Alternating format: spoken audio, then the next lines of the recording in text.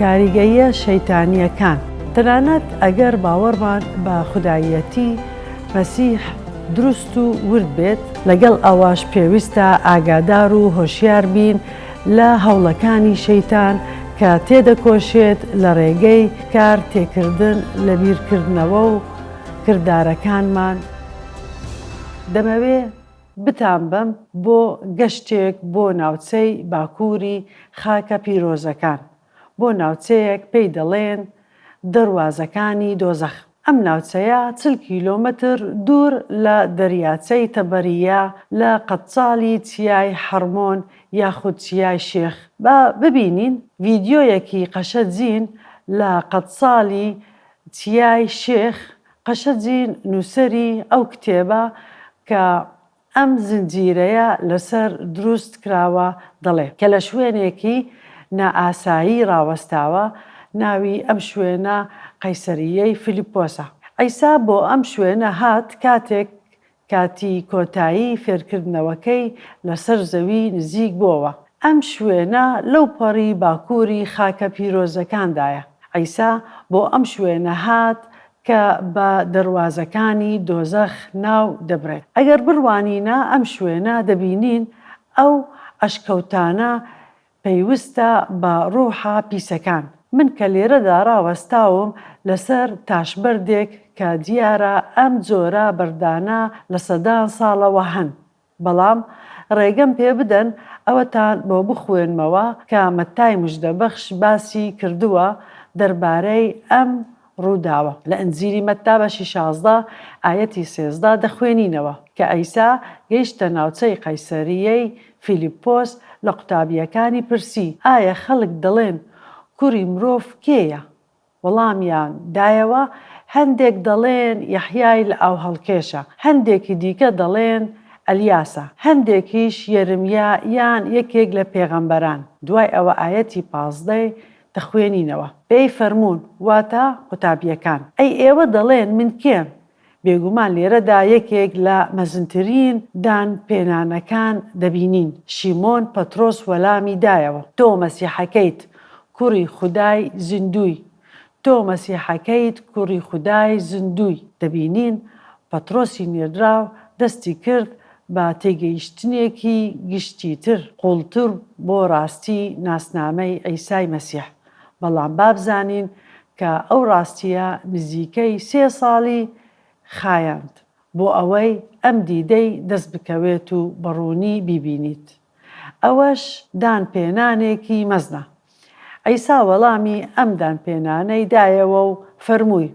ئەیساش وەڵامی دایەوە شیمۆنی کوڕی یۆنا، خۆزگەت پێدەخوازرێت چونکە گۆشت و خوێن ئەمەیان بۆت ئاشکرا نەکرد بەڵکو ئەو باوکەم کە لە ئاسمانە. منیش پێت دەڵێم تۆ پەترۆسی و لەسەر ئەم بەردا کۆمەڵەی خۆم بنیاد دەنێم کە دەروازەکانی دۆزەخ پێی ناوێرن. منیش وەکو قەشەجین پێم وایە کە ئەیسا بە وێنایەکی مەجازی دەدوێ دەربارەی تاشبەردەکە. ئەوان لەسەر تاشبەرێک ڕاوەستا بوون، بەڵام ناوی پەترۆس بە واتای تاشبەر دێت. ئەیسا بە پەترۆس دەفەرموێ منیش پێت دەڵێم تۆ پەترۆسی و لەسەر ئەم بەردا من وەکو قەشەجین پێم وا نییە ئاماژە بە خودی پەترۆسی نیردراو دەکات، بەڵام ئاماژە بەداپێنانی دەکات کە ئەیسا مەسیحی کوڕی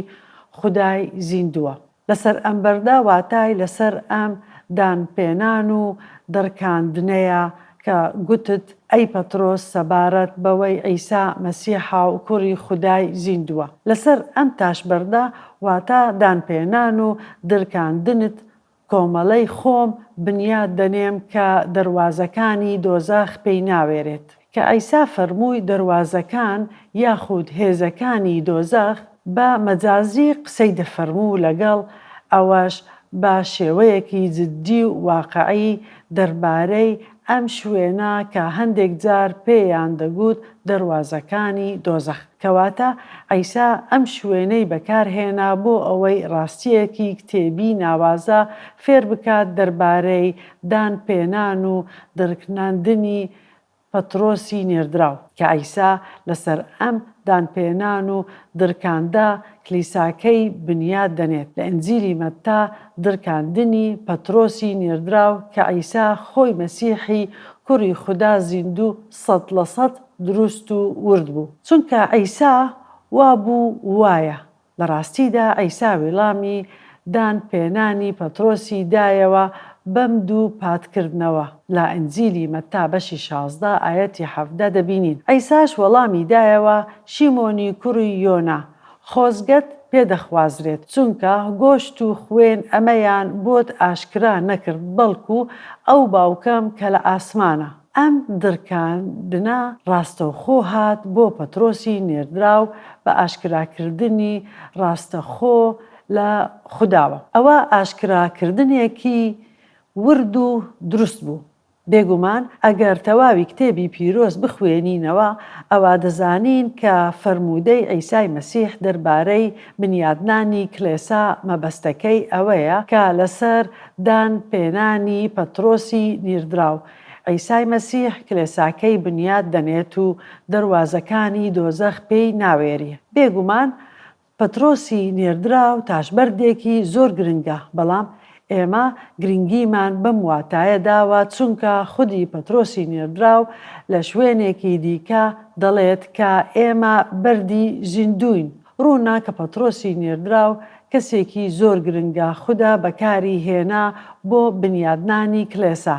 بەڵام خوددا هەموو قوتابی و نێردراوانیشی بەکارهێنا. لە ئەفەسۆس 2:20 دەڵێ لەسەر بناغەی نێردراوان و پێغەمبەران بنیاد نراون.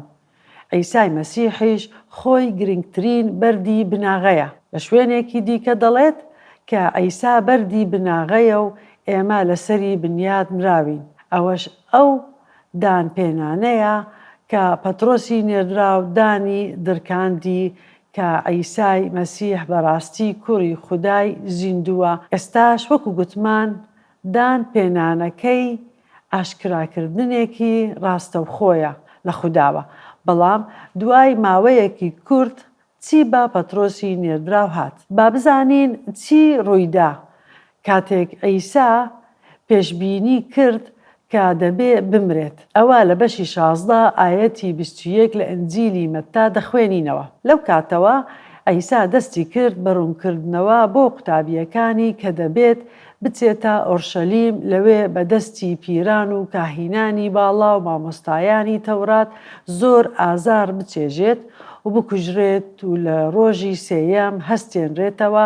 ئێستا با سەرنج کاردانەوەی پەترۆسی نێردراو ببینین دەربارەی فەرموودەکەی ئەیسا. پەترۆس ئەیسای هێنایە ئەم لاوە و دەستی کرد بە سەر زەنشتکردنی.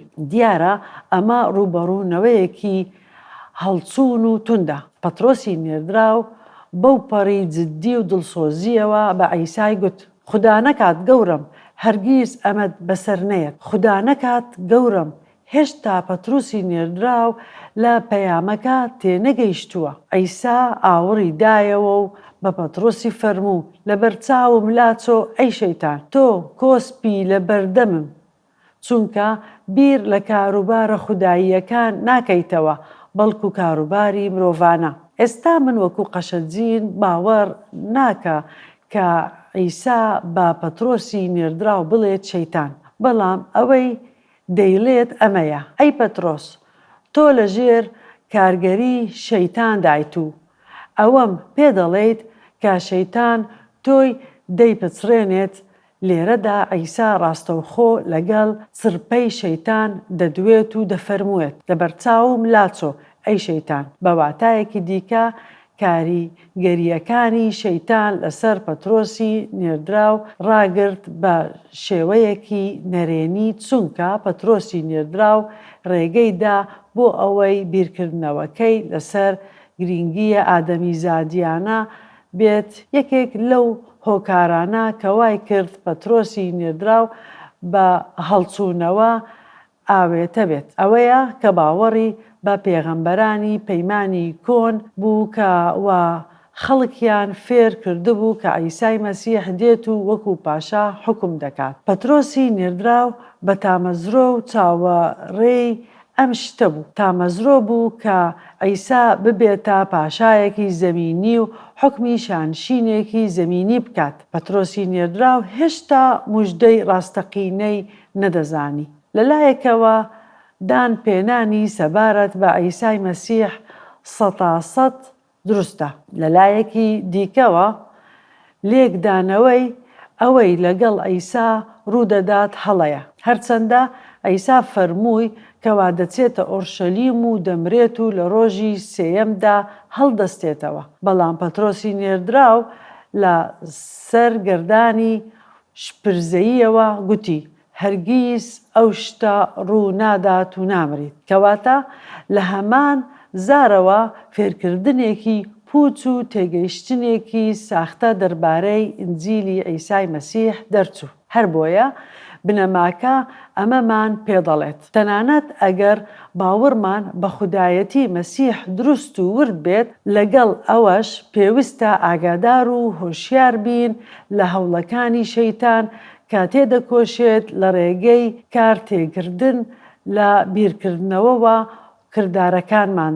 ئەمەش دەمانبات بۆ پرسیاری بیرکردنەوە و وەڵامدان. ئەم بنەمایە چیمان پێدەڵێت دەربارەی کاریگەری شەیتان؟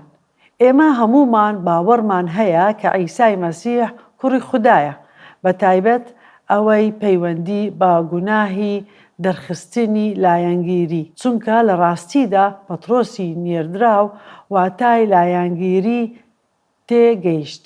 ئەوەی ئەم بنەمایە بە سادەیی پێمان دەڵێت ئەوەیە کە ئێمە پێویستە هۆشیار و ئاگادار بین لە شێواز و فێڵ و پلانەکانی شەیتان. شەیتان فێڵباز و نگریسە.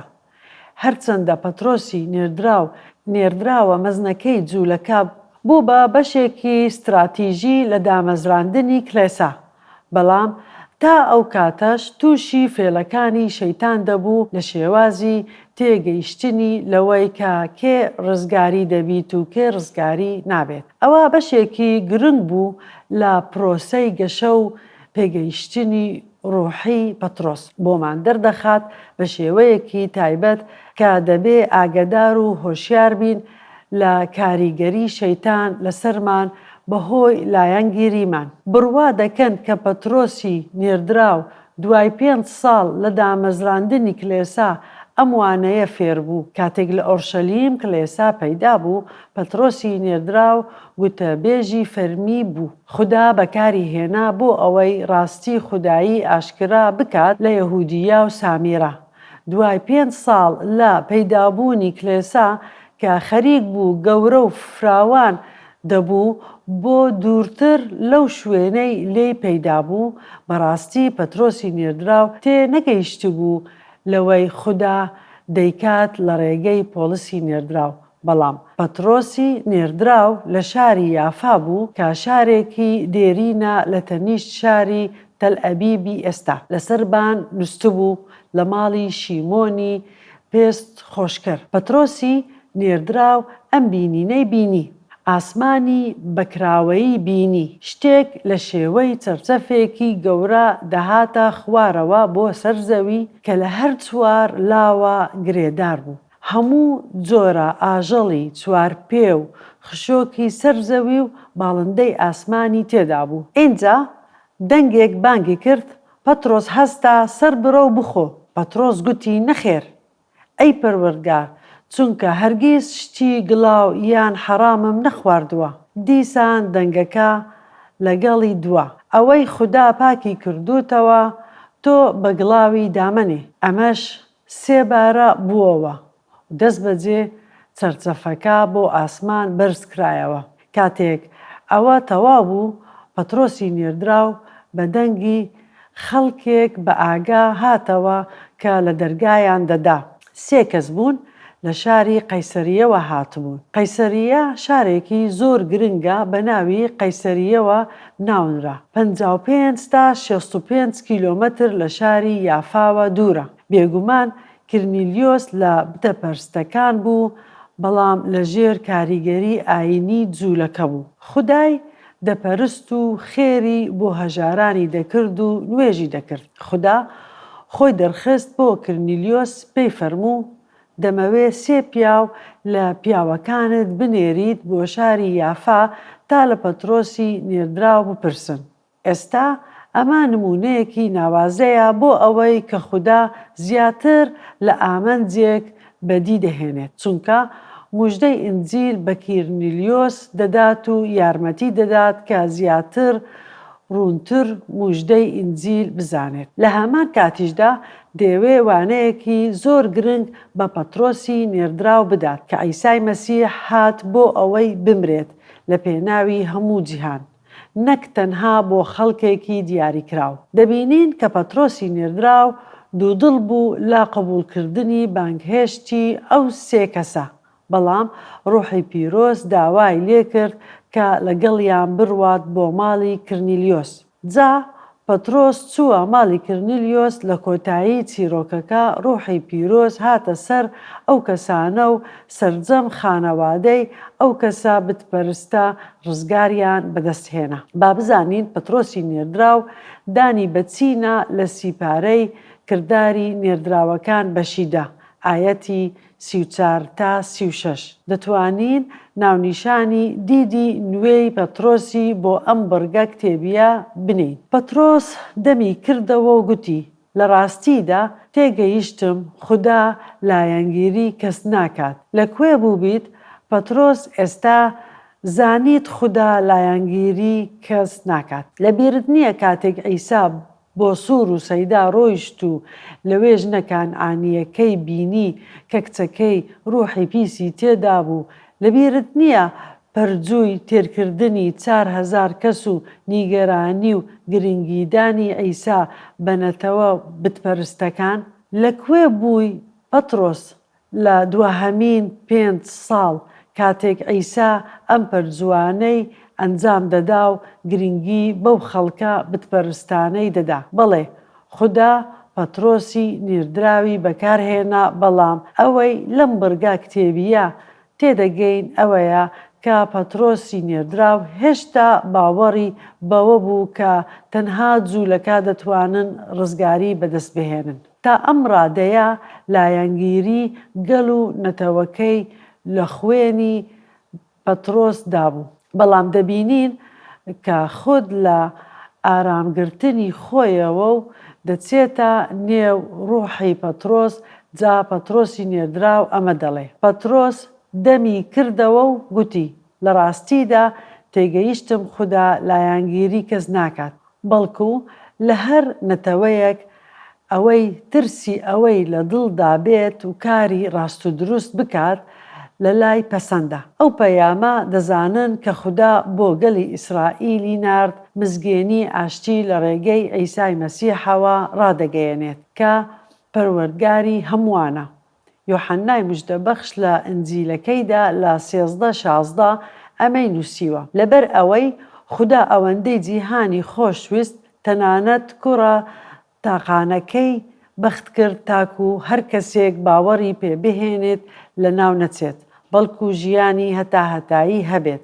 بۆیە دەبێ بە تەواوی هۆشیار بین لە کاریگەری شەیتان لەسەرمان و لەسەر قسەکردن و ڕەوشت و بیرکردنەوەمان، تەنانەت لە ژیانی ئێستامان. ڕێگەم پێ بدەن با بە سادەیی بڵێم، هەر کاتێک کەمێک لایەنگیری و جیاوازی لە دڵتان بێت و هەست بکەن کە ئێوە لە خەڵکی دیکە باشترن، چونکە ئەوە لایەنگیری و دەمانگیریە، ئەوە لە شەیتانەوەیە. من وەکو قەشەجین ئەگەر لەو کاتە بژیام لەوانەیە وەکو ئەوان دەبووم، دەقی کتێبیان بەکاردەهێنا بۆ کۆیلایەتی زیاتر. کەواتە پرسیاری پێیویست بەم هەڵوێستە ئەمەیە: چۆن شەیتان ببەزێنین، چۆن ڕێگری بکەین کە ئەوە ڕوو نەدات؟ ئەگەر لایەنگیری بین یاخود لە ژێر کاریگەری شەیتان بین، خۆش بەختانە وەڵامێکمان هەیە. با بزانین یاقوبی نێردراو لە پەشی 4 و ئایەتی 7 نامەکەی چی دەڵێ. دەتوانین ناونیشانی چۆن شەیتان ببەزێنین دابنین بۆ ئەم بڕگە کتێبیە. بۆیە ملکەتی خوددا بن، بەرهەڵستی شەیتان بکەن، لێتان هەڵدێت. لە خوددا نزیک بنەوە، لێتان نزیک دەبێتەوە. دەستان خاوێن بکەنەوە ئەی گوناهباران، دڵتان پاک بکەنەوە ئەی ڕاڕایەکان. بڕوان ناکەم کە یاقوب بڵێت هێرش بکەینە سەر شەیتان. هەندێک خەڵک هەن شەر لەگەڵ شەیتان دەکەن و سەرزەنشتی دەکەن. بێگومان عیسا دەیتوانی سەرزەنشتی شەیتان بکات، بەڵام ئەوەی کتێبی پیرۆز پێمانی دەڵێت بەرەنگاری شەیتان بکەن. چۆن بەرەنگاری شەیتان بکەین؟ ڕوو لە خوددا دەکەین و لێی نزیک دەبینەوە. ئەو کات شەیتان ناتوانێت لێمان نزیک بکەوێتەوە. پۆڵسی نێردراو بە شێوەیەکی جوان باس لە بەزاندنی شەیتان دەکات. لە نامەکەی بۆ خەڵکی ئەفەسۆس بەشی 6 ئایەتی 10-11 دەڵێ: لە کۆتایی ئەم نامە مەزنا کە بۆ باوەڕدارانی خەڵکی ئەفەسۆس نووسی بووی کە لە زەڵکاوی کارە شەیتانیەکاندا دەژیان. بۆیە لە کۆتایی ئەم نامەیە پۆڵسی نێردراو دەڵێ: لە کۆتاییدا پێتان دەڵێم کە بە یەکبوون لەگەڵ مەسیحی باڵادەست و هێزی گەورەکەی بەهێز بن، با چەکی تەواوی خوددا خۆتان چەکدار بکەن تاکو بتوانن بەرامبەر پیلانی شەیتان خۆتان ڕابگرن. دوای ئەوە پوختەیەکی چەکی تەواوی خوددامان پێدەدات. ڕاستی خودایی، زرەی ڕاست و دروستی، مزگێنی ئاشتی، قەڵغانی باوەڕ، کڵاوی ئاسنێنی ڕزگاری، شمشێری ڕۆحی پیرۆز کە پەیامی خوددایە. هەروەها بە نوێژکردن دەتوانن شەیتان ببەزێنن.